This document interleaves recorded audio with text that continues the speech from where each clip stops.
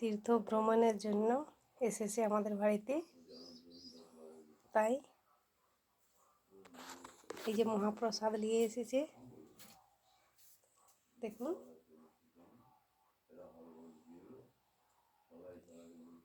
এটা পুরীর থেকে এসেছে। এটা হচ্ছে প্রসাদ, এটা হচ্ছে মহাপ্রসাদ। এই প্রসাদের অনেক গুণগান আছে, আর এই প্রসাদ খেয়ে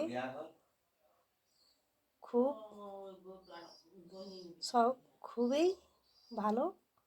যদি